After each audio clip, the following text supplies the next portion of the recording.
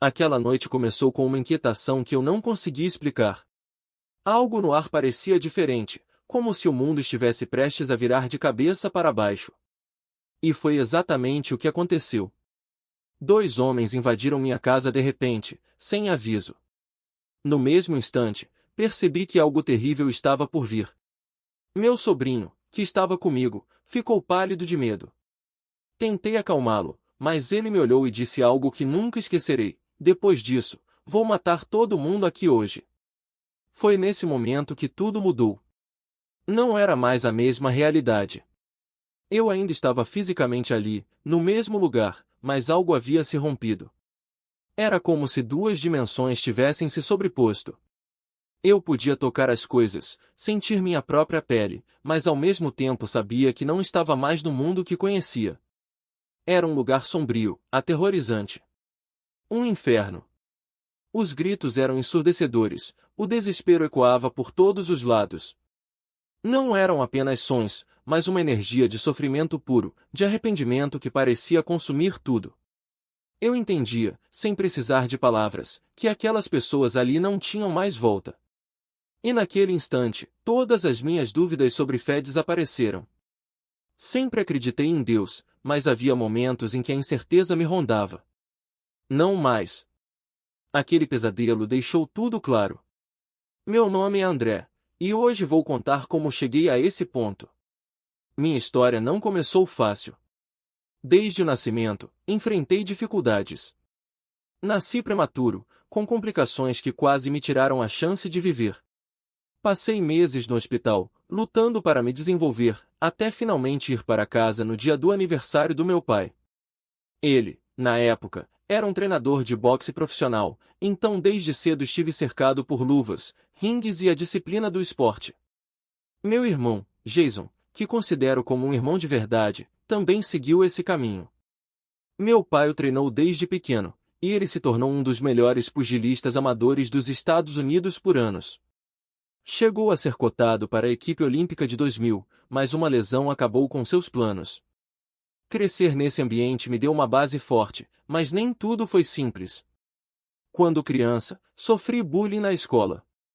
Não era de brigar, mas a pressão me levou a reagir. Graças ao treinamento que recebi em casa, aprendi a me defender. No começo, eram apenas 1 ou 2 valentões. Depois, perceberam que eu não era um alvo fácil, e as provocações viraram grupos inteiros querendo me enfrentar.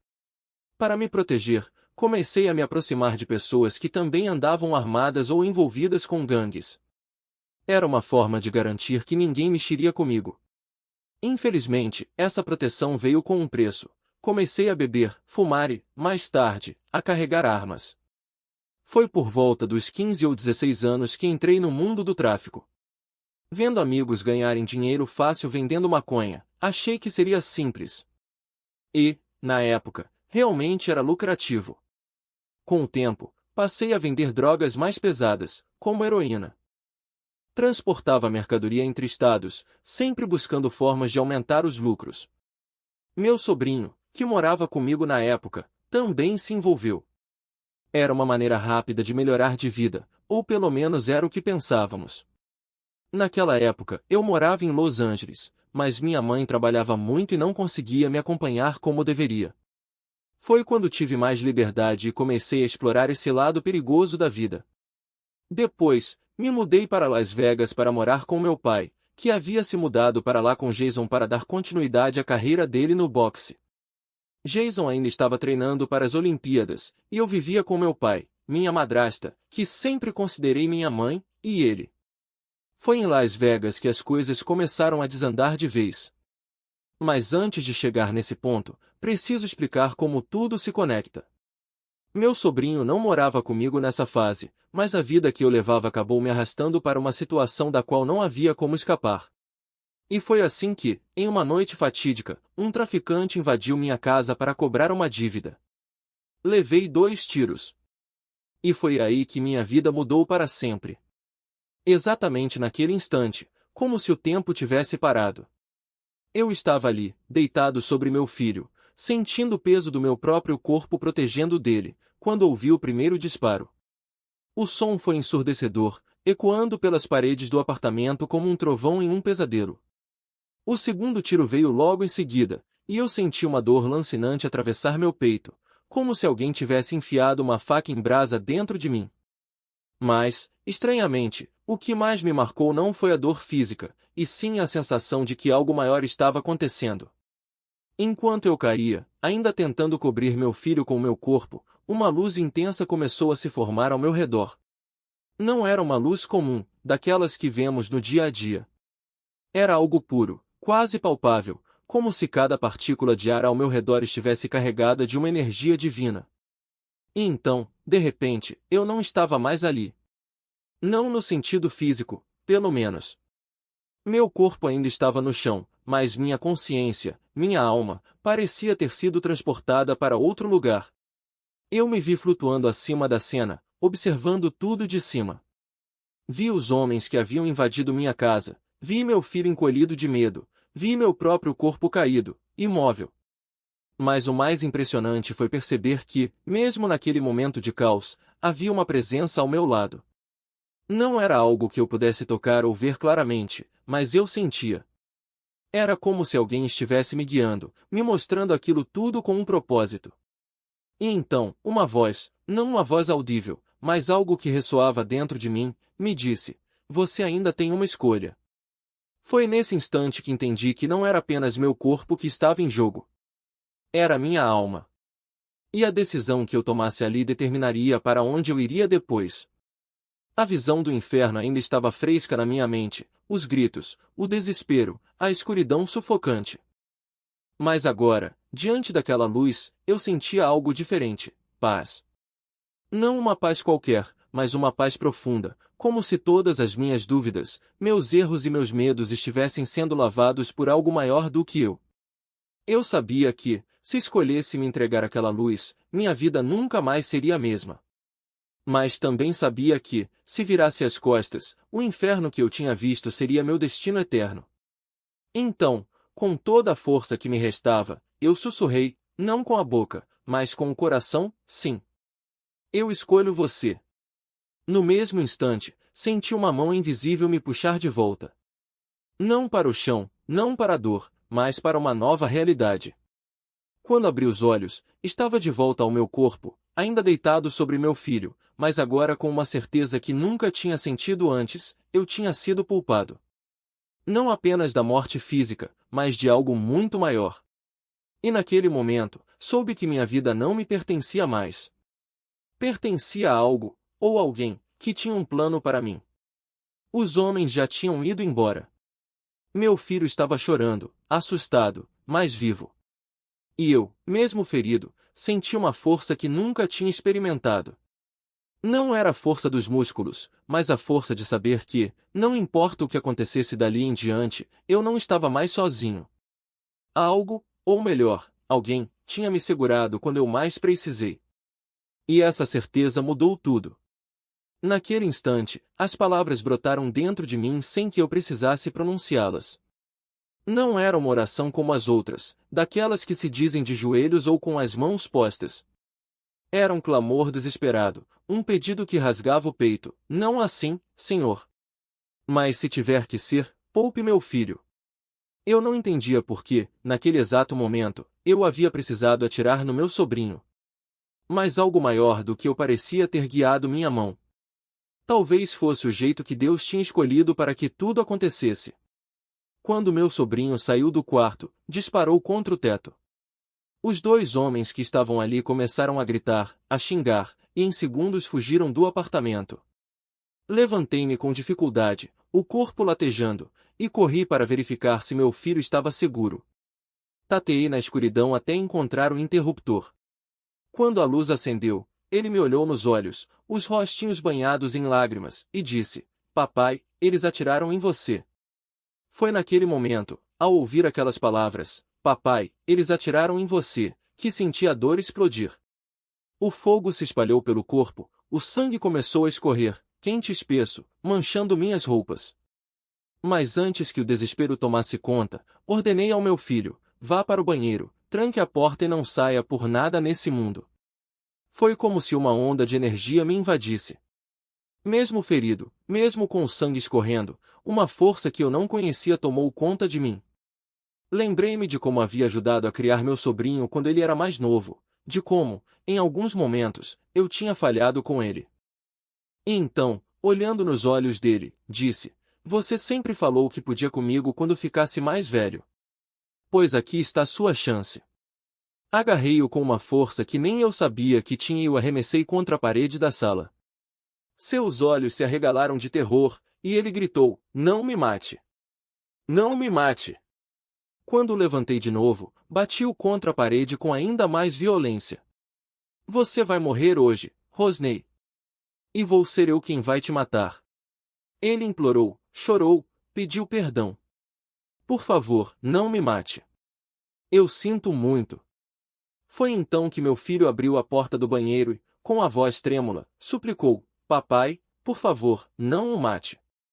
Não o machuque. Aquela voz pequena, cheia de medo e amor, foi como um balde de água fria na minha alma. Deixei meu sobrinho cair no chão e, no mesmo instante, liguei para minha irmã mais nova, que morava no mesmo conjunto de apartamentos. Pierre Megas apareceu para me ajudar, e juntos fomos para o hospital. Depois, Drenel também veio me ver. Quando me perguntaram se aquilo tinha sido um espírito demoníaco tentando me dominar, não tive dúvidas, com certeza. Com toda certeza. Sempre que se está envolvido naquele mundo sombrio, os demônios estão por toda parte. Eles são astutos, enganadores. Apresentam-se como amigos, dizendo que tudo ficará bem, que é só uma situação passageira. Mas a verdade é que querem te destruir. Querem que você tire a vida de alguém para que a sua própria seja arruinada. Foi como se, naquele momento, eu tivesse olhado para o inferno antes que a graça de Deus me mostrasse para onde eu estava caminhando. Eu não fui para lá. Estava vivo, protegendo meu filho, e eles estavam furiosos. Queriam que eu matasse meu sobrinho para que minha vida fosse destruída aqui na terra. Foi o Senhor quem usou meu filho para me impedir. Na época, ele tinha apenas 5 ou 6 anos, hoje, está com 17. Foi a voz dele, saindo do banheiro, que me trouxe de volta à realidade. Papai, por favor, não o mate. Não o machuque. E naquele instante, eu o soltei. No hospital, os paramédicos me atenderam, e a polícia logo chegou. 2 policiais começaram a fazer perguntas, ainda no caminho para o pronto-socorro. Quem atirou em você? Por quê? Dê nomes. Em que você está envolvido? Em que eles estão envolvidos? Quando se vive naquele mundo, não há espaço para delações. É uma regra não escrita, você não fala. Então, mesmo ferido, mesmo sob pressão, respondi: não sei quem foi.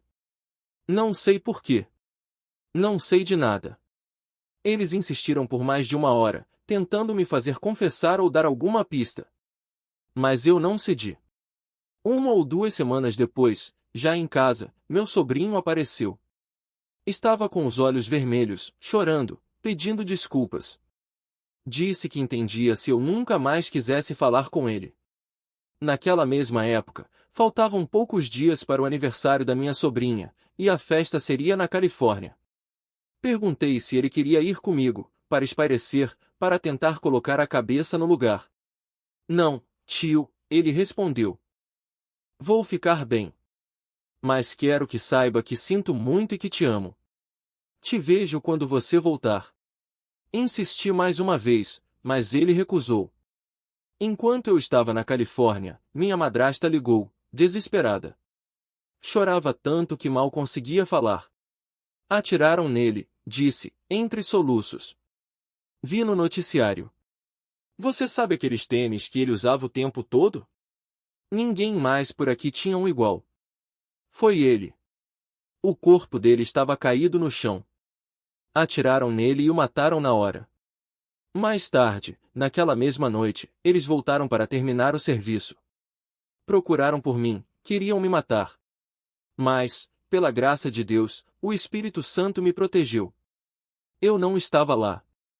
Eles rondaram o apartamento da minha irmã, onde o namorado dela, hoje marido, tinha ficado.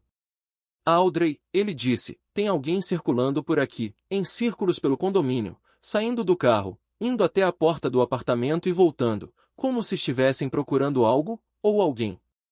Audrey, ele me disse, acho que estão atrás de você. E você sabe o que veio depois, ele foi firme. Não volte. Não apareça por aqui. Na mesma hora, parentes que moravam em outros estados começaram a ligar, um atrás do outro. Não volte para casa. Vem para cá. Vem para cá. Não põe os pés lá de novo. Eu só conseguia pensar no meu filho. Acabei voltando, mas não por escolha, foi para me proteger, para garantir que eu pudesse me defender se eles aparecessem. Mas, como dizem, Deus escreve certo por linhas tortas. Eles já tinham pegado o responsável. Você chegou a ver os homens que mataram seu pai serem presos? Quando voltei, meu sobrinho tinha guardado uma quantia de dinheiro, e ele mesmo me disse exatamente onde estava. Era muito dinheiro. Minha irmã, mãe dele, veio para a cidade assim que soube. Eles são meu filho, ela disse. Eu contei que ele tinha deixado aquele dinheiro escondido. Quando fui buscar, o apartamento estava revirado. Parecia que um furacão tinha passado por ali, móveis virados, mesas de centro de cabeça para baixo, gavetas abertas, roupas espalhadas pelo chão. Era como se porcos tivessem jantado ali. Eu soube na hora, eles tinham levado o dinheiro. Depois disso, as ameaças começaram. Mensagens de morte chegavam para minha irmã, avisando que queriam terminar o serviço. Isso foi há 12 anos, ou um pouco mais, na verdade, porque hoje meu sobrinho já tem 17. O que aconteceu foi que o assassino fugiu para a Califórnia, onde se envolveu em outra confusão e acabou preso. Depois, o trouxeram de volta para Las Vegas.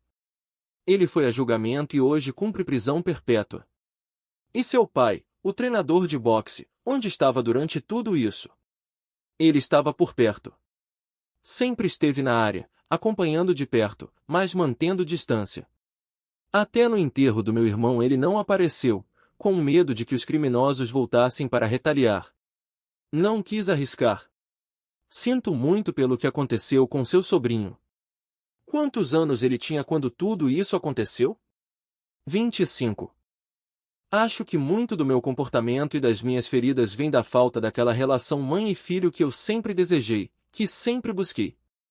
Eu fazia coisas só para chamar atenção, só para tentar ganhar um pouco de aprovação. Mesmo quando fazia algo certo, ainda assim buscava reconhecimento. Mas o trauma de ter sido maltratada, de não me sentir amada, desejada, querida, isso deixa marcas. E essas marcas moldaram minha visão de mundo, a sensação de que ninguém se importa de verdade. Eu sabia que meu pai se importava, sabia que minha madrasta também, mas a pessoa que eu mais queria que se importasse, aquela de quem eu mais precisava, nunca pareceu me enxergar. Até hoje, não sinto que ela me ama. Ou talvez ela não saiba como demonstrar. Vejo como ela trata minha irmã, como demonstra afeto por ela, mas comigo, é como se faltasse algo. E nunca vou entender o motivo. Mas no dia do juízo, quando ela estiver diante de Deus, terá que responder por isso. Rezo por essa relação, por um recomeço. Meus filhos rezam por isso também. Ainda quero essa conexão de mãe e filha. Matt perguntou se houve algo com sua mãe durante a gravidez que pudesse ter causado seu nascimento prematuro. Sim. Sim, houve. Ah, Julie, que pergunta profunda. Mas a verdade liberta, não é? Nenhum de nós é perfeito. Todos fazemos coisas das quais não nos orgulhamos. Todos ficamos aquém da glória de Cristo. Como eu disse, tenho uma irmã mais nova. Ela teve um caso com um homem que, pelo que me contaram, era um amor de infância, um namorado da adolescência. Ela engravidou dele. E, sem que meu pai soubesse, minha irmã já estava esperando minha irmã mais nova. Quando descobriu, ela disse ao meu pai que não voltaria para casa, que ficaria com esse homem. Mas meu pai tinha outros planos. Ele já tinha uma família, uma vida estruturada, e não queria colocar tudo a perder.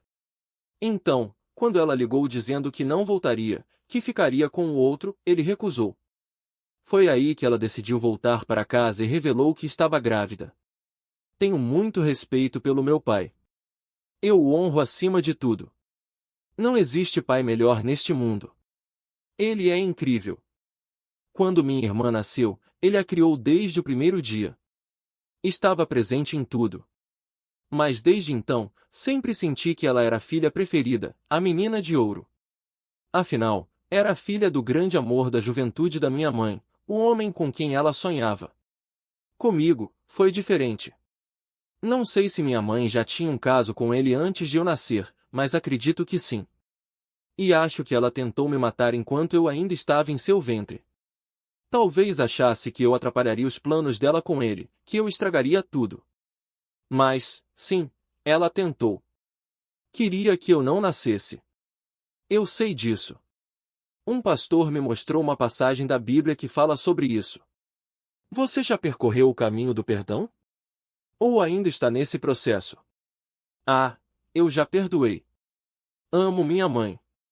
O problema é que não sei se ela se perdoa ou se ama a si mesma. Isso é profundo. Obrigada por me deixar compartilhar tudo isso com tanta coragem, mesmo as partes mais doloridas. Sei que não foi fácil. Você é uma bênção aqui hoje. E como tem sido sua vida com Deus nesses últimos 12 anos? Nos últimos 12 anos, tenho vivido bem. Cristo tem estado comigo. Ele nunca me abandonou. Prometeu que nunca me deixaria, nem me desampararia, e tem cumprido essa promessa. Deus não mente. Ele tem sido fiel. Hoje, sou professora do ensino fundamental. Trabalho com educação especial, atendendo crianças com necessidades específicas.